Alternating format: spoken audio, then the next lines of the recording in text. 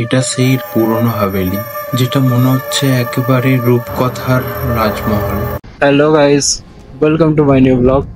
আজকের ব্লগটা শুরু করছি আরেকটা নতুন রাইডের সাথে। তো চলো তোমরা পুরো রাইডটা এনজয় করতে থাকো। আজকেও আমি যাব একটা নতুন প্লেসে। জায়গাটার নাম হচ্ছে লালবাগ। তো এটাও একটা হিস্টোরিক্যাল প্লেস। তো এখানেও অনেক পুরনো হিস্টোরিক্যাল স্ট্রাকচার দেখতে পাবো। তো আমার জন্য এটা ফার্স্ট টাইম হবে। नाम क्या है?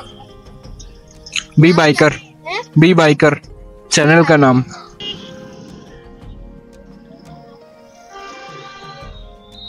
ওখানে বাচ্চাদের কাছ থেকে বেশ ভালো রিয়াকশন পেলাম। আজকে দুপুরবেলা রাইডটাতে কোনো সমস্যা হচ্ছে না, কারণ আমি যেটা ভেবেছিলাম যে রাইডিং জ্যাকেট পরে যতটা গরম লাগবে, তো সেরকম গরম কিন্তু লাগছে না, কারণ আজকে ওয়েদারটা একটু ঠান্ডা আছে। সকালবেলার দিকে একটু মেঘলা ওয়েদার ছিল, দেন এখন একটু রোদ বেরিয়েছে। তো আকাশটা এখন বেশ ভালোই পরিষ্কার দেখতে পাচ্ছি। আমি তো আজকে ভাবছিলাম যদি সকালবেলা রাইডে বেরোই তাহলে হয়তো রেনকোট নিয়ে যেতে হবে বা রেল লাইনারটা নিয়ে যেতে হবে, যেটা জ্যাকেটের সাথে আসে।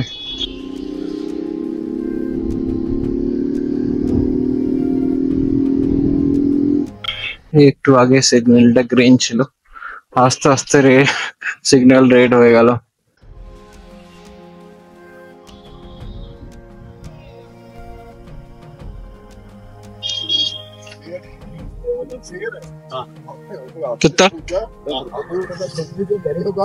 তো এখানে যাওয়ার জন্য 10 টাকা লাগে।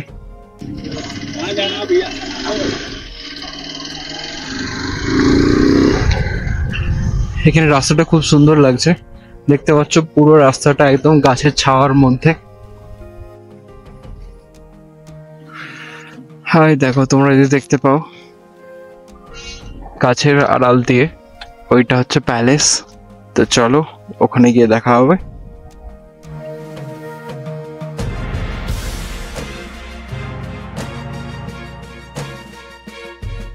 এখানে কিছু একটা টিকিট নিতে হচ্ছে, चलो देखिए जिज्ञासा करी। अच्छा ये टिकट किसके लिए है, कहाँ पे एंटर के लिए? महल के अंदर के लिए, ठीक है। कितना रुपए? 20 रुपए पर पर्सन, एक बना। তো আমার টিকিট নেওয়া হয়ে গেছে। তো চলো এরপরে আমি এখানে এন্ট্রি করব। তো এন্ট্রি করার আগে আমি এর ব্যাপারে বা এর হিস্ট্রি একটু বলে দিই তোমাদের। এটা 1886-এ তৈরি করা হয়েছিল। তো তারপরে এর ছেলেরা বা তার ছেলেরা, তো তারা তারপর এগুলোকে অনেক এক্সপান্ড করেছে। তো প্রথমে যখন তৈরি হয়েছিল তখন এতটা বড় থাকেনি। তো চলো এরপর ভেতরে গিয়ে দেখা হবে। এখানে টিকিটটা দেখাতে হলো, এবারে এন্ট্রি করব প্যালেসের মধ্যে এন্ট্রি করলাম। इस साइड में क्या है? कैमरा माना है, ओके मोबाइल से कर सकते हैं। আনফর্চুনেটলি ক্যামেরা অ্যালাউ করলো না, তো বাকি ভিডিওটা মোবাইল দিয়ে কমপ্লিট করব। এখন আমি যাচ্ছি প্যালেসের মেন প্রবেশ দুয়ারের দিকে। মেন প্রবেশ দুয়ার দিয়ে এন্ট্রি করার পর এরকম একটা ভিউ দেখতে পাওয়া যাচ্ছে। আর প্যালেসটি এক বিশেষ ধরনের কালারফুল মার্বেল দিয়ে তৈরি করা হয়েছিল। তারপর একটু আগেতে গিয়ে দেখতে পাওয়া যাচ্ছে গ্রিস মাইথোলজির আর্টস, আর তারই বাঁ দিকে আছে মহারাজার রিডিং রুম।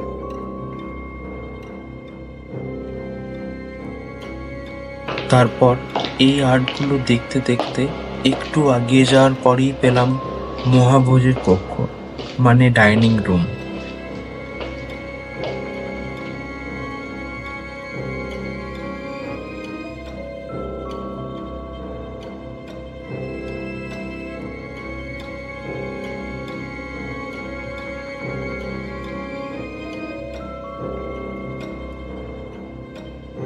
এরপর আসলাম ডাইনিং রুমের পেছনে, আর এখানে এসে দেখতে পেলাম রাজা যশবন্তরাও হোলকারের শিকার করা 11 ফুট লম্বা বাঘটি।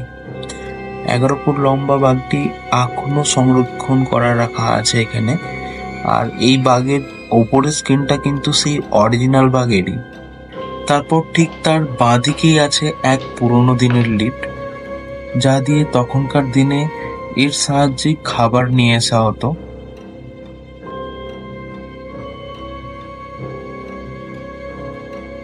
এখানটা থেকে আরেকটু আগেতে যাচ্ছি। এখানের আর্কিটেকচারটা কিন্তু খুবই সুন্দর। আর আরেকটু আগেতে গিয়ে পেলাম ক্রাউন হল, যেটা আমার সব থেকে বেশি ভালো লেগেছে। মনে হচ্ছে যেমন গল্পে লেখা সেই রূপকথার এক রাজমহল।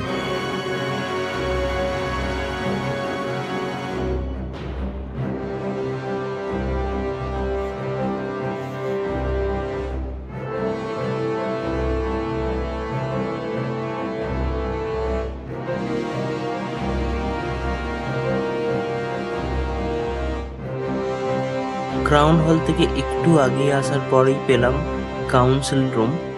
তো কাউন্সিল রুমটাও খুবই সুন্দর। তখনকার দিনের রাজারা এখানেই কাউন্সিল করত।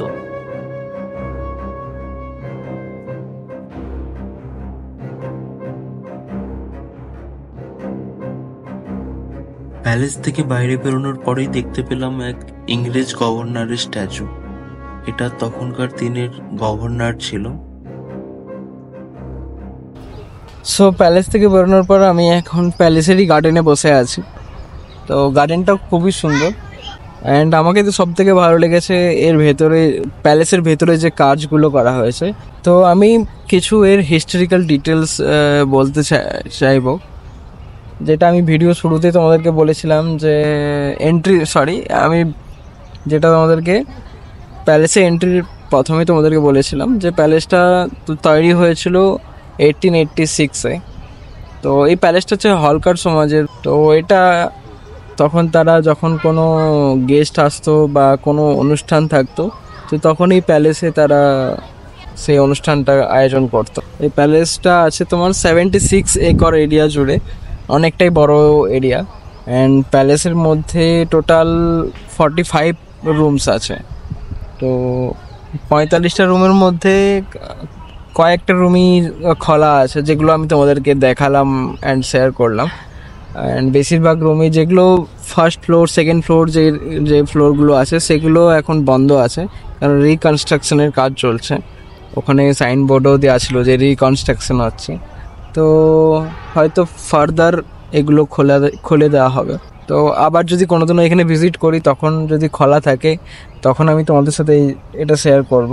অ্যান্ড এই জায়গাটার নাম হচ্ছে লালবাগ। তো লালবাগের নামকরণের পেছনেও অনেক বড় একটা কাহিনী আছে, যেটা এখন আমি এখানে তো দেখতে পাচ্ছি না। লালবাগ হওয়ার পেছনের কারণটা হচ্ছে এখানে এই প্যালেসের মধ্যে একটা গার্ডেন ছিল। তো গার্ডেনের মধ্যে প্রায় অনেক রকমের লাল গোলাপের প্রজাতির গাছ লাগানো ছিল। তো সেইখান থেকে নামকরণ হয়েছিল লালবাগ।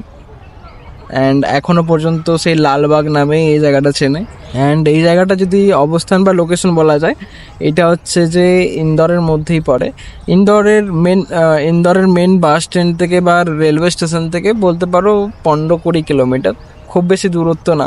তো তোমরা যদি কেউ ইন্দোর আসো তো অবশ্যই এই জায়গাটা ভিজিট করো। অ্যান্ড আমি আজকের ব্লগটা এখানেই শেষ করব। So bye bye.